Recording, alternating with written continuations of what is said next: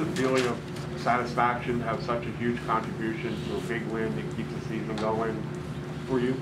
I mean, it's not just me; it's the whole team. We all came together and we knew that this was win or go home. So we all put our minds into it. We all put our all into it, and we all came out and did the job that we needed to do.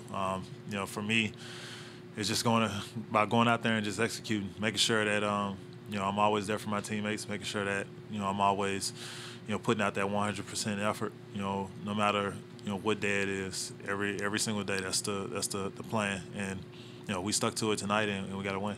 Well, today. What's it like wrestling MB? I mean, you seen two bears fight before? No, it's tough. He's a big body, big strong guy. This is not my first time. It's not my first rodeo playing against him. So, just understanding that when he's coming down the court, you do your work early. Guy who played in this league long time ago, Aaron McKee, always would tell me, do your work early. Just do your work early, and it's gonna work out for you. So I just try to continue to do my work early. Just make him see different looks on defense, like fronting him, three-quartering him, playing behind and trying to push him up off the block and making sure that I got him as far away from the basket as possible. So when he did drive the basketball, he would have to beat me out the dribble as opposed to just backing me down. That it seems since you hurt the thumb, it's been trying to convince Nick to get you back in there for a few more minutes. Tonight it happened. What was the difference? How did you convince him? I mean, I don't think it was any convincing. I don't control minutes. I don't control coaching or anything like that. The only thing I can control is when I'm touching the court. And when I touch the court, it's about just going out there and just proving your worth and proving who you are and what you brought to this game for the time period that you have played in this league. Before and after your arrival in this team, you guys have seen so much zone from opponents. I don't know if pride's the right word, but how much pressure or do you put on yourself to be one of the key guys in diagnosing that and making the right plays out of it? I mean, I wouldn't say pressure. I'm just doing what I've done my whole career, just going out there and playing basketball. We're playing a child's game and making money, and I'm having fun doing it. So, just continue to just go play. Not have or feel any pressure. Just playing basketball, just playing free, just making sure that I'm taking care of business and making sure that I'm putting myself in positions to where I can be successful for the team and putting my guys in successful positions. I guess what I'm asking is, like, you're one of the, you've seen a lot and you're often the guy going to the middle of that zone. You're one of the guys who needs to make those reads. So do you feel a responsibility to be the guy to help sort of act as a conductor or facilitator? Yeah. I mean, that's what I've kind of done. Especially like the last 4 or 5 years, just kind of been out there as a guy that can kind of like try to calm everything down. When they do run zone and stuff like that, flash in the middle and stay poised.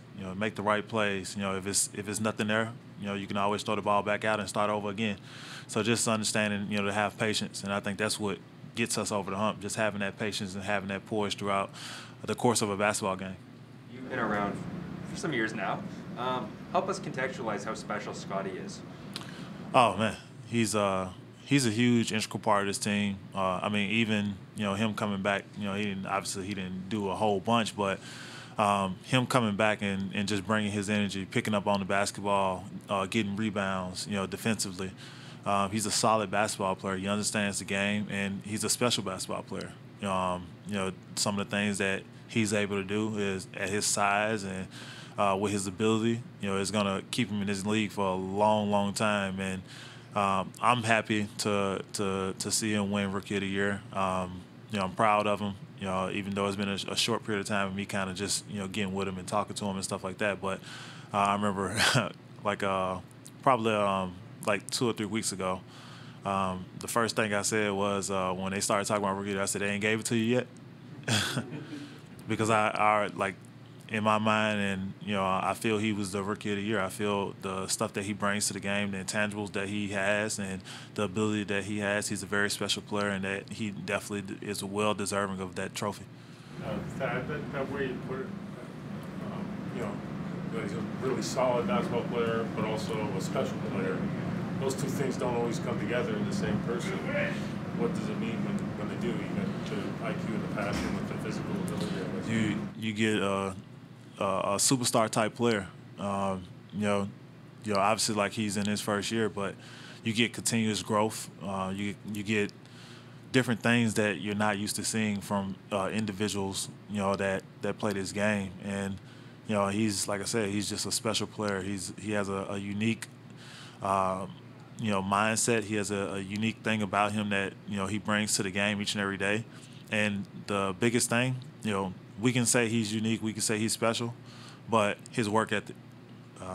He comes in, he works every single day, and he puts in the time to get better, and he wants to get better, and he's always on himself, just like his teammates are on him. So, those are the things that really stand out about him, his work ethic, and you don't see most guys that have a lot of work ethic sometimes. You guys found out as a team in practice yesterday, you haven't had as a team a whole lot of good news over the last week. A moment like that, and obviously getting Scotty back on the court today, are those the kind of things that can give you guys a boost? Yeah, for sure. Anytime something like special happens or something good happens, it always gives you a boost. Like I said, I'm very happy and proud of Scotty. This was a good win for us, but the series is not over. And we have to go to Philly and make sure that we take care of business there and just continue to try to win games. You've been around a lot of great players.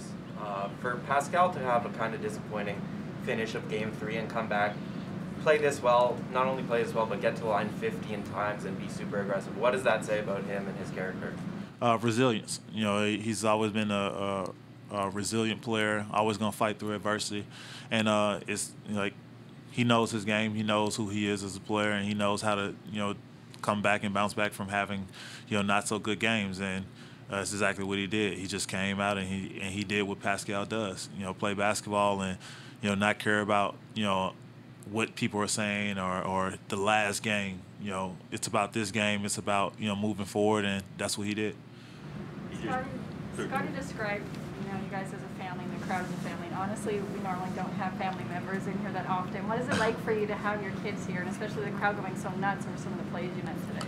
I'm just, just giving them, the things and tools that they need. It's always special to have them around because they get to see stuff that other kids don't see.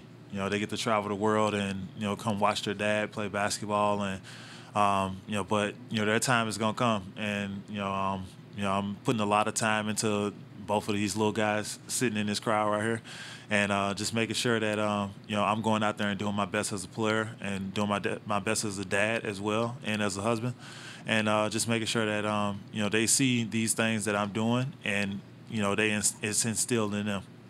Do you remember the last time you crossed someone up like that? This knucklehead, I definitely don't, but it happened. I'm sure everybody was going crazy, but I'm more excited about the win. I'm happy we got that. As experienced as you are, how tough is it to be constantly mindful of how crafty like Embiid and Harden can be?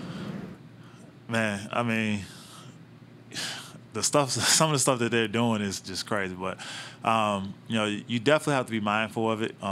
Because they've been doing this stuff for years, so they know how to get to the free throw line. They know how to get themselves, going, with a few layups. Sometimes they do a little grabbing and stuff that the refs don't see. Sometimes they, they're pushing you, and you got to when you push back, the refs see that. So. It's a lot of different stuff that goes on, but you definitely have to be mindful because they're some of the best at doing these things. That's how they get to the free throw line. That's how they get themselves going. That's how they became superstars, and that's how they're the top tier guys in this league. And they're great basketball players. And all great basketball players, they have the things that they do and to get themselves going. And you definitely have to be mindful of it, and you have to, be conscious of everything, where, the refs don't see certain things, and you have to show your hands and make sure that, you're not bodying them too much and stuff like that. But, just stand in front and just making sure that, you make every shot tough. And I think that's the biggest thing, just making it all tough.